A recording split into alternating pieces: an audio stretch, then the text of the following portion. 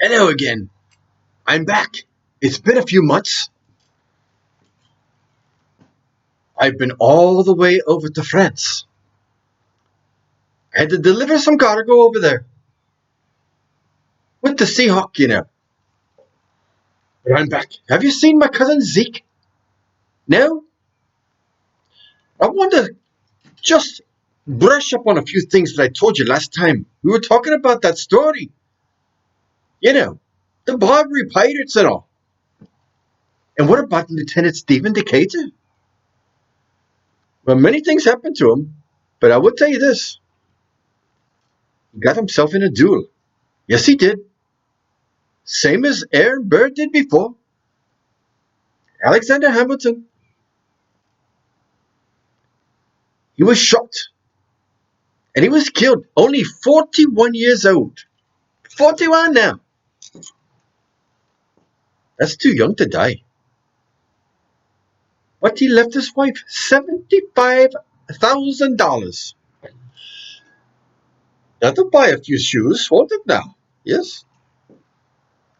I wanted to tell one of my friends out there, hello, Charlie. If you're listening to me, Charlie, right now, I wanted to say thank you. Thank you for sending me all your letters. Thank you for supporting me. And I hear you've been talking to my cousin Ezekiel too. He's quite fond of you. So, this is for Charlie. Let's go on a little bit, and I'll tell you what happens afterwards. President Jefferson. At the end of all this wars, we said we would never pay tribute again. But we did. Oh, not in the same way. We still had some prisoners. Remember, they had prisoners. They used them as slaves. If we wanted them back, they wanted America to pay $60,000. 60,000. We paid it. Yes, we did. We paid $60,000. If it was me, I would have attacked every price. I don't give up very calmly, but it wasn't me. Anyway, we got our men back. I got a couple of the mates on the Seahawk, and I'm standing here in my quarters of the Seahawk. I've got the stars and stripes here. When it's the right time, I hoisted up the flagpole. I'm an American skipper. Now, we're trying to stay neutral. Trying to.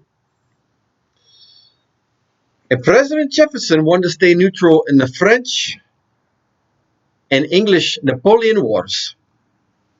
Because that man, Napoleon, still fighting the British and not getting ahead of any of it, trying to take too much land that doesn't belong to him.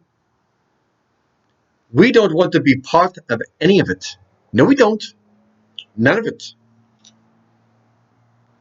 So both countries start to attack the American ships.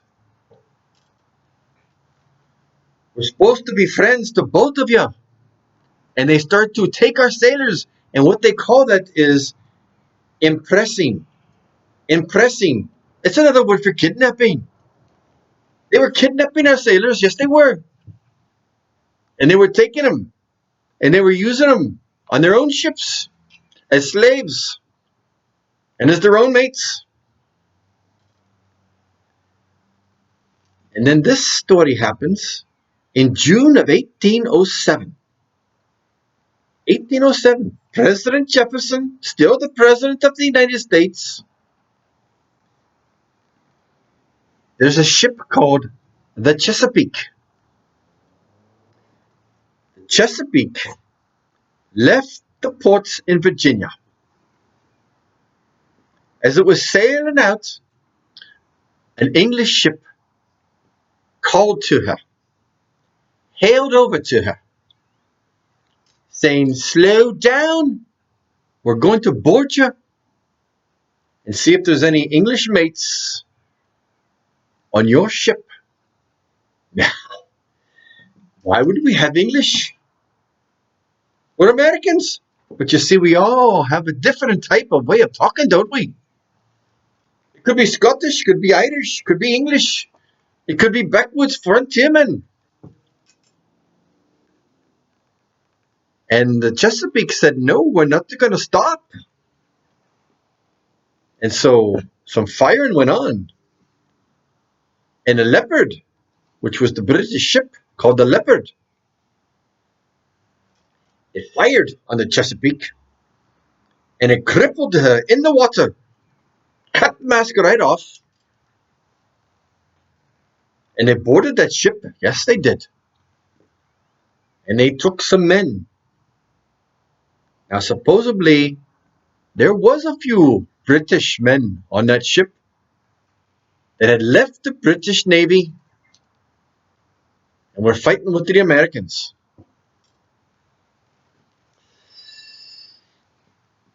Now what are they going to do? Burn the ship?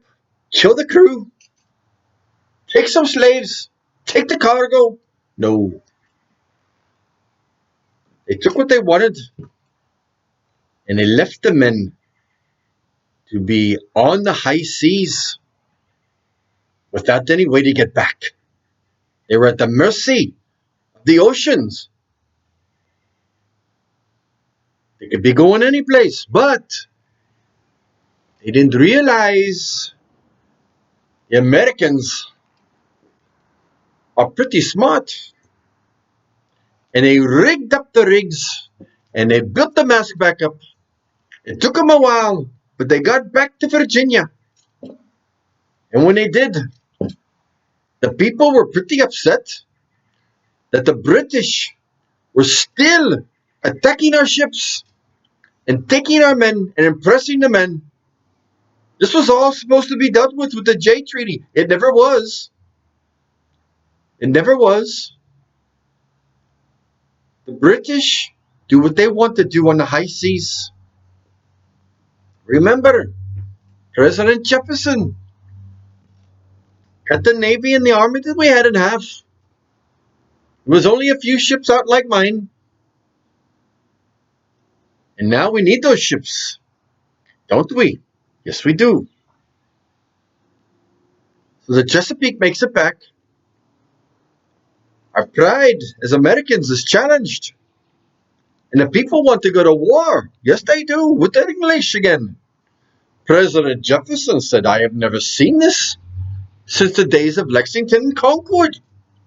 That the people are so riled up, they want to go back to war again." Well, it kind of gets your dander up a little bit. Yes, it does. I was all for it. I was going to give up my ship. We were going to fight. The Stars and Stripes. The Seahawk would be there. President Jefferson had different ideas. He's not a man of war.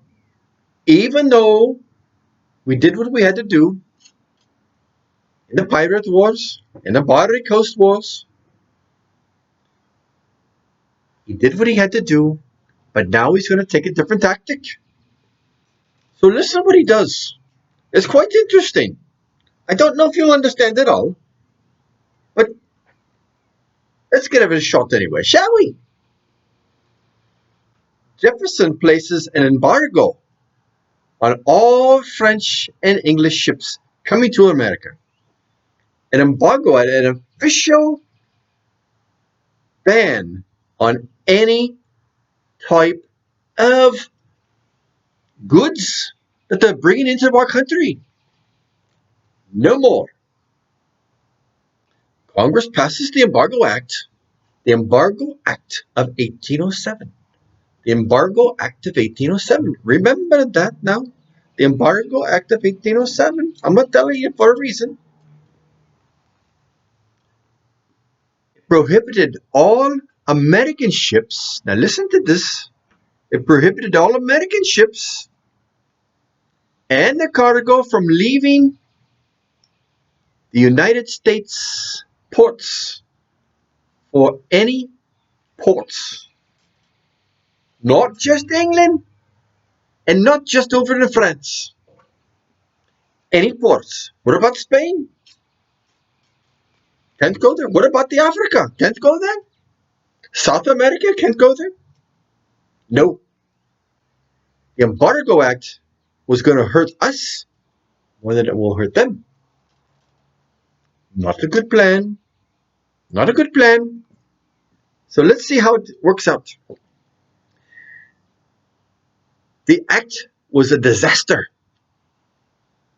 for any type of American trade, for Jefferson's popularity. Not too good for President Jefferson right now. This was his second term. The first term was really nice. It was really good. Doubled the size of America. And now, he's not getting too popular. What's he to do? France was hurt badly. Not really. England hurt badly? Not at all. Americans were crowded with ships and cargo and no place to go, and you can't leave the ports, and all the people that worked on the docks, no work. It was almost like they were quarantined, if you get what I mean. But we're Americans, and we can get our way out of this. Many lost their jobs, about 100,000. That's a lot of people. Besides the shippers, the ones that make the ropes, that makes the sails, that makes the nails, that makes the hats. Everybody was hurting. They were all feeling the squeeze. And no new product was coming in. Nobody was buying anything because there was no money to buy it with. You can't buy something when you don't have the money. Even the printers, not doing very well. So prices dropped, trying to get rid of all the products, didn't they? Because there was so much left that we needed to get rid of it. And we couldn't. They couldn't. Even the government, which depended on imported tariffs, was losing millions of dollars. Now's when the smuggling started to happen. The embargo was causing people to smuggle things, not the sea hawk. Don't be looking at me that way. I know what you're thinking. But old Captain O'Mare is not a smuggling pirate. And I'll take it up with anybody that thinks I am. But I'm not. But there was some that was. And they were smuggling things in through Canada, through the Great Lakes, through Lake Erie. Until they got caught. The Embargo Act caused the greatest hardship on merchants, ship owners in the Northeast, mostly those them that were calling themselves Federalist. You remember that word, Federalist? Some of these Federalists suggested that Jefferson had acted unconstitutionally, that you can't tell people to do things like that. Could be. Could be. Farmers and planters also suffered because their stuff wasn't coming to the markets. And you can't sell something that nobody wants to buy. What were they going to do? On the 1 year anniversary, 1 year anniversary now, I'm telling you, it took a whole year for this. The Embargo Act the sailors and the shipbuilders and them that worked on the docks in the Northeast, they protested by marching. They marched around the funeral music. I can still hear it in my head. I watched it. Ships in the harbors flew their flags at half-mast, protesting the Embargo Act. Like George Washington before him now, President Jefferson declared not to run for a third time, and he didn't. I'm not saying if he would have or he would not have gotten elected again. He just was tired of it. Yes, he was.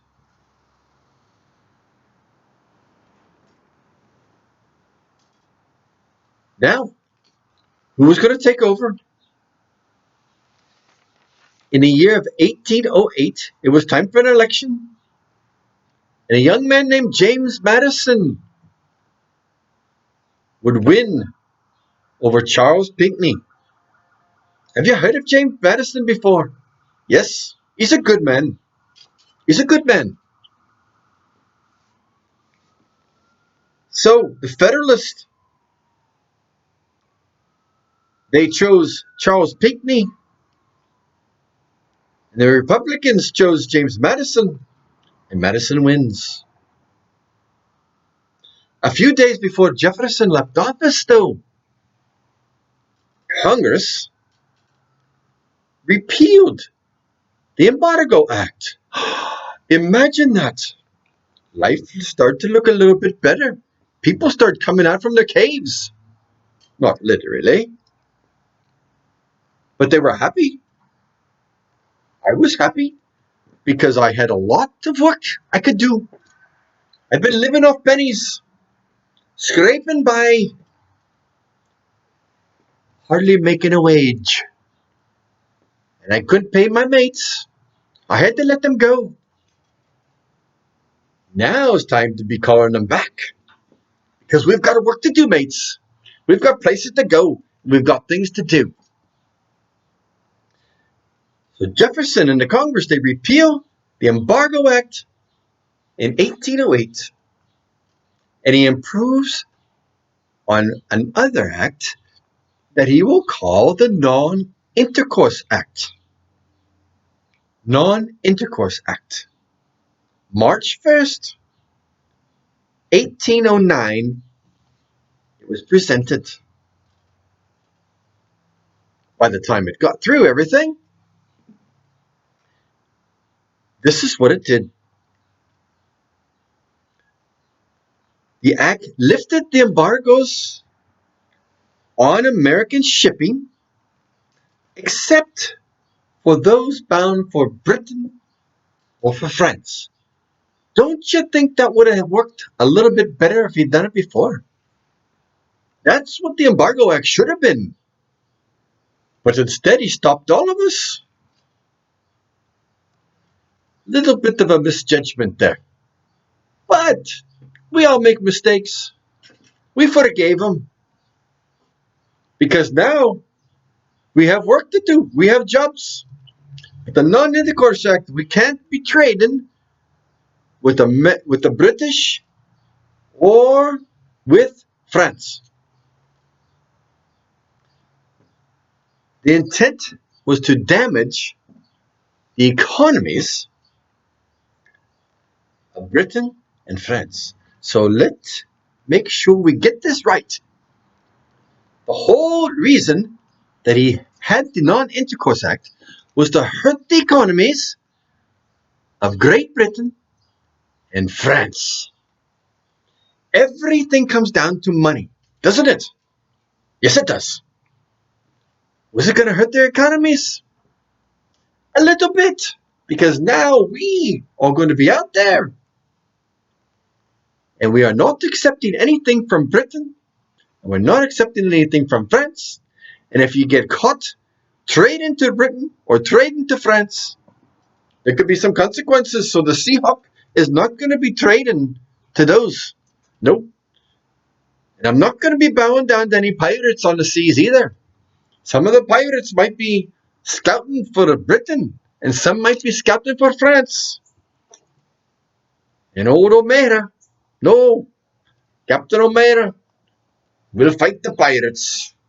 We won't be going down with them. The Embargo Act, like the Non-Intercourse Act, was ineffective. It contributed to something that would happen that would be very detrimental. A war. Yes, a war. Another war. Britain was starting to be hurt a little bit from this Non-Intercourse Act. They would eventually attack the United States of America. But we're not going to be talking about that now. But I do want to tell you one more thing.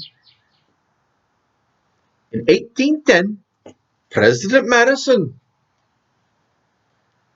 he repealed the Non-Intercourse Act. Yes, he took it right away just like that. But he replaced it with something else. It was called Makin's Bill number 2. Can you say that with me? Makin's Bill number 2. I hear the seagulls out there. They're hungry. I'll be out there in a minute. Just leave me alone now, would you? Do you hear them? They're talking back to me. I said I'll be out there.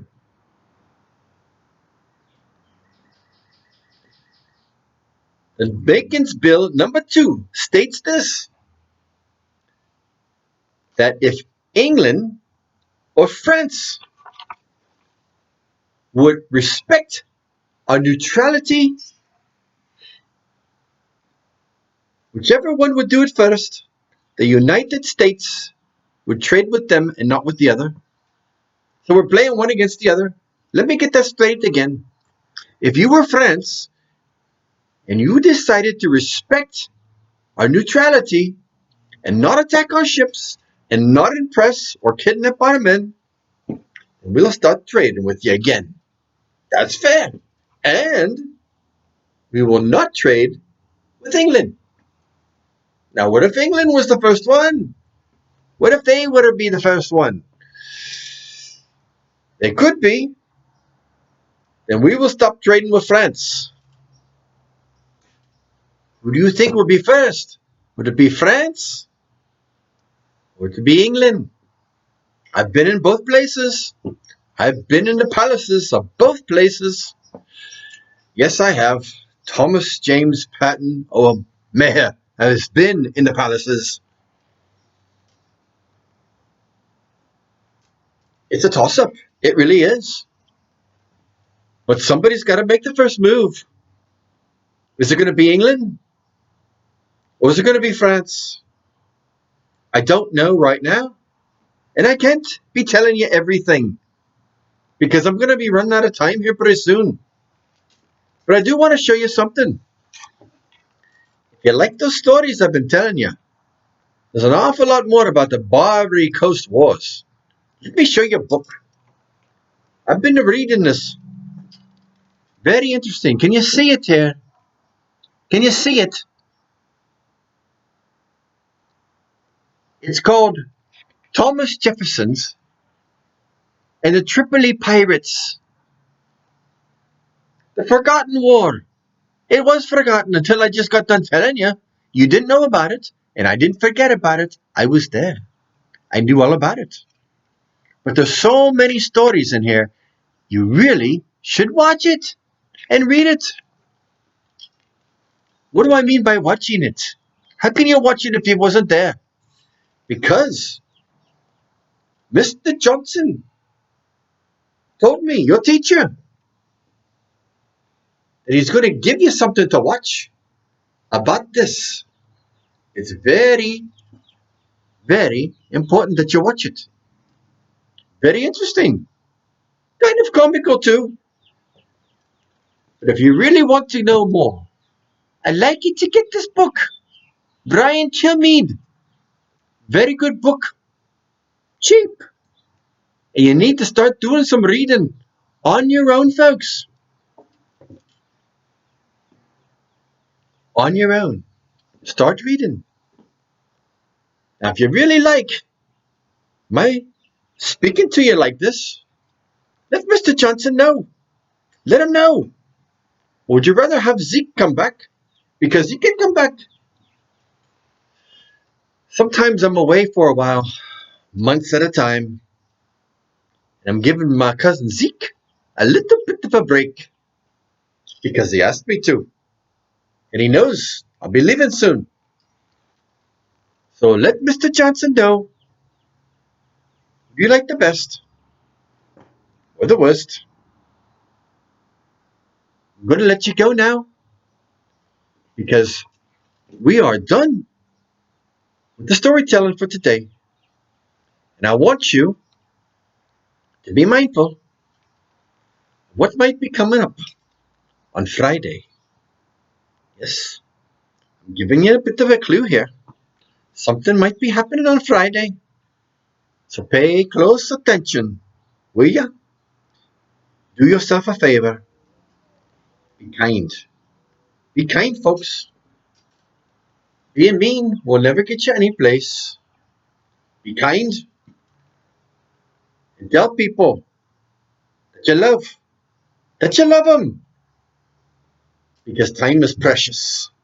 Yes, it is. Don't feel like you're all closed up. This all is going to go away soon. We'll all work it out together. And when it does, I'll take you for a ride on my ship. If you have it. The Seahawk. Oh, it's a fine bonny ship. It really is. You can be a mate. So, until the next time we see each other, I salute you. And hopefully talk to you soon. Goodbye.